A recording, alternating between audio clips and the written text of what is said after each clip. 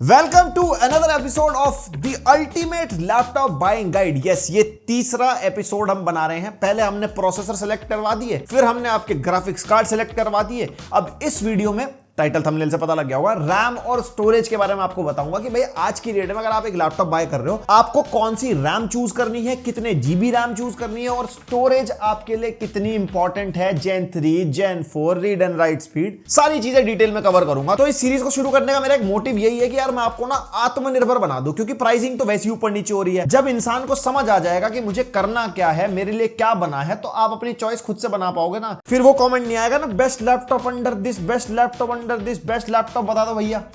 सब बेस्ट होता है भाई, बस यूजर डिफरेंट होता है। और वैसे लास्ट वीडियोस में मैंने बता दिया था, अगर आपको डिस्प्ले के बारे में जानना है ना, तो ये वाली वीडियो देखना। इसमें मैंने डिस्प्ले के बारे में बहुत डिटेल में एक्सप्लेन करा है, क्योंकि लैपटॉप में डिस्प्ले भी बहुत इंपॉर्टेंट होती है। तो ये वाली वीडियो भी एक बार देख लेना। एंड अगर आप मेरे को पहली बार देख रहे हो तो सब्सक्राइब करो, लाइक मारो। हम रैम और स्टोरेज की बात से शुरू करते हैं।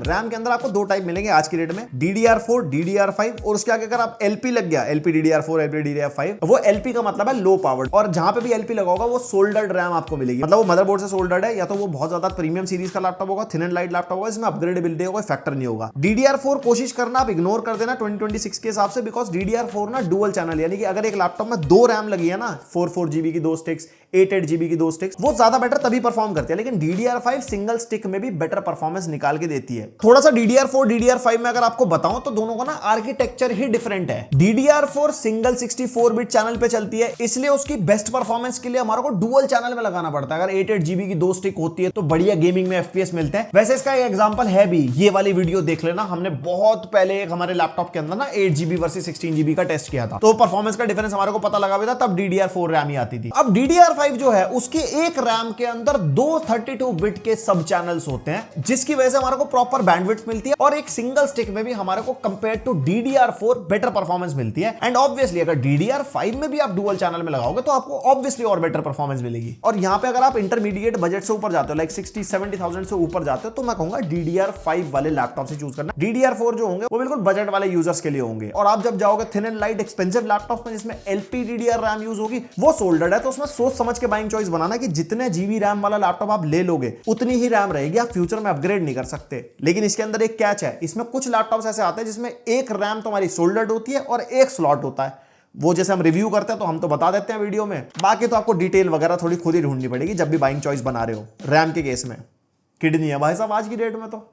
एंड रैम सिलेक्शन करनी है तो मिनिमम 8 GB जो स्टार्टिंग रेंज है, लेकिन अगर आपको थोड़ा प्रोडक्टिव साइड जाना है, एडिटिंग करनी है, ज्यादा मल्टीटास्किंग करनी है, तो 16 GB कम से कम। उसके ऊपर तो भैया खुद की किडनी है, पड़ोसी की किडनी डालनी पड़ेगी। और हाँ, रैम में क्लॉक स्पीड भी होती है, जो हम अपनी वीडियो में बताते हैं ना, 4800 मेगा ट्रांसफर पर सेकंड, 3200, 6400। अब अलग अलग रैम की अलग अलग क्लॉक स्पीड होती है, और इसको ज्यादा डिटेल में डिस्कस करके फायदा भी नहीं है। सिंपल सी बात है, जितनी ज्यादा क्लॉक स्पीड उतनी ज्यादा रैम फास्ट प्रोसेस करेगी। अब आपने DDR5 में देखा होगा तो 4800 मेगा ट्रांसफर पर सेकंड आती है, लेकिन अगर LPDDR5 होती है उसकी क्लॉक स्पीड और भी ज्यादा होती है, 6400। और अगर आप लेटेस्ट अल्ट्रा बुक्स देखो, जैसे एक्सपर्ट बुक अल्ट्रा खरीदी हमने, उसके अंदर 8533 मेगा ट्रांसफर पर सेकंड स्पीड वाली रैम है। जिस लैपटॉप के अंदर भी लो पावर्ड वाली रैम है ना, जो सोल्डर्ड रैम होती है, अब वो मदरबोर्ड से सोल्डर्ड है, तो इसलिए उनकी क्लॉक स्पीड्स और भी ज्यादा होती है। लेकिन अगर आप गेमिंग लैपटॉप्स में स्पेसिफिकली देखोगे तो उसके अंदर हमारे को अपग्रेडेबल रैम मिलती है। बेसिकली स्लॉट्स होते हैं जिसमें आप फ्यूचर में रैम अपग्रेड कर सकते हो। अब LPDDR5 इसलिए फास्टर होती है क्योंकि उसके बीच में कोई स्लॉट नहीं है, वो डायरेक्टली मदरबोर्ड से सोल्डर्ड है, इसलिए स्लॉट, पिंस और कॉन्टैक्ट्स ये सब हट जाता है, इसलिए वो ज्यादा स्पीड्स अचीव कर पाती है। सिमिलरली अगर आप रिमूवेबल रैम देखते हो तो उसमें फिर स्लॉट भी आ गया, पिंस भी है, कॉन्टैक्ट्स भी है, तो वो इतनी क्लॉक स्पीड अचीव नहीं कर पाती है। और सेम चीज DDR4 को अगर आप देखो तो वो मैक्सिमम 3200 मेगा ट्रांसफर पर सेकंड स्पीड वाली होती है। एंड इसी के साथ साथ एक और expensive component which is storage. Storage के अंदर SSD HDD दो होती है लैपटॉप्स के अंदर। HDD आज की डेट में भाई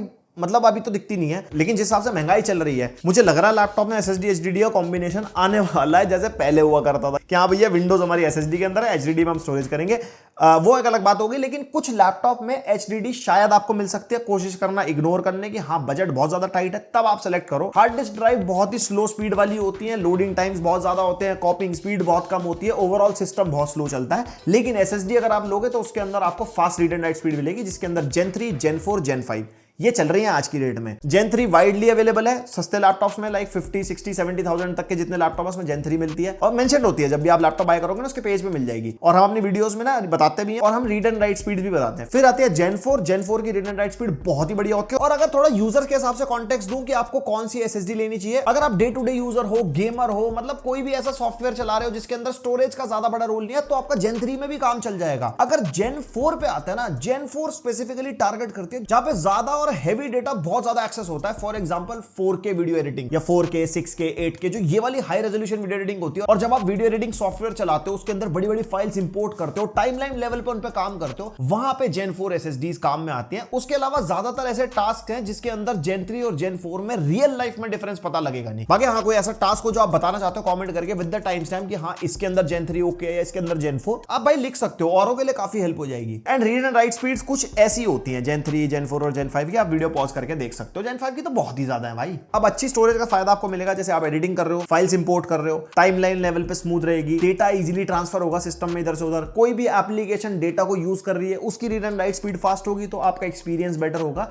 इसलिए आपको SSD रिकमेंडेड है अगर आप एडवांस लेवल यूजर हो। हाँ, आपने नॉर्मल ब्राउजर खोलना है, गाने सुनने, यूट्यूब पे वीडियो देखनी है, भैया कैसी भी स्टोरेज ले लो, आपके लिए स्टोरेज का ज्यादा बड़ा रोल है ही नहीं। मतलब ऐसा नहीं है कि बिल्कुल रोल नहीं है, क्योंकि अगर आप कोई भी पुराना लैपटॉप उठाओगे ना जिसके अंदर हार्ड डिस्क ड्राइव है, उसके अंदर देखोगे बूटिंग टाइम्स बहुत ज्यादा होते हैं। आपने विंडोज ऑन करी, भाई लग रहा है टाइम ऑन होने में। उसके अलावा आप कोई भी एप्लीकेशन रन करते हो, कोई भी मल्टीटास्किंग वगैरह करते हो, कुछ भी है, उसके अंदर हार्ड डिस्क ड्राइव वाले लैपटॉप्स ना बड़ा स्लो परफॉर्म करते हैं। वहीं पे अगर आपके लैपटॉप में 256 GB SSD भी अगर है ना, भले वो Gen 3 है, तो आपको मच बेटर परफॉर्मेंस मिलेगी compare to a hard disk वाला लैपटॉप। बस ये नहीं है ना कि बेसिक यूजर के लिए आप Gen 4 Gen 5 पकड़ो, वो जरूरत नहीं है आपको। स्टोरेज का रोल शुरू होता है प्रोडक्टिव यूजर्स के लिए, या डे टू डे टास्क में भी आप मल्टीपल एप्लीकेशन, मल्टीपल काम एक साथ लैपटॉप पे कर रहे हो, तो वहां पे लैपटॉप की स्पीड्स वेरी करती हैं SSD के ऊपर। बाकी गेमर या स्ट्रीमर वगैरह हो तो SSD इज मिनिमम रिकमेंडेड। तो बस ये था मेरी तरफ से buying guide regarding storage and RAM. मैंने बहुत सिंप्लीफाइड वे में रखा है यार इस वीडियो के अंदर, ज्यादा लंबा नहीं किया वीडियो को। कोई चीज मिस हो गई हो तो कमेंट कर सकते हो, और लोग कमेंट्स वगैरह पढ़ेंगे तो हेल्प हो जाएगी उनके लिए। एंड भाई इसके अलावा लैपटॉप में बचते हैं पोर्ट्स, बैटरी, ट्रैक पैड, ये सब चीजें ना भाई आप रिव्यूज वगैरह देखोगे ना, ये बहुत सब्जेक्टिव है, अपने हिसाब से बंदा चूज कर लेता है। मेजरली डिस्प्ले वाला पार्ट मैं बार बार बोलूंगा, डिस्प्ले के लिए ये वाली वीडियो हमने बना रखी है, the ultimate display buying guide. कहीं पे भी कोई भी डिस्प्ले बाय करनी है, चाहे घर का टीवी हो, मॉनिटर हो, लैपटॉप की डिस्प्ले हो, इसके अंदर सब समझा रखा है। ये वाली वीडियो रेफर कर लेना। एंड इसके बाद जो लास्ट एपिसोड आएगा वो आएगा यूजर्स के हिसाब से कि किस यूजर को किस स्पेक्स का लैपटॉप लेना चाहिए। वो भाई नेक्स्ट वीडियो प्लान चल रहा है, वो काफी लंबी है, उसके अंदर बहुत सारी डिटेल्स है, एंड कोशिश करूंगा उसको भी नेक्स्ट वीक तक में लेके आने की। बाकी यहां तक आ गए हो तो लाइक शेयर सब्सक्राइब, एंड इस प्लेलिस्ट का लिंक दे दूंगा डिस्क्रिप्शन में जिसमें आपको दूसरे पार्ट्स भी मिल जाएंगे। और मिलते हैं नेक्स्ट वीडियो, तक के लिए बाय।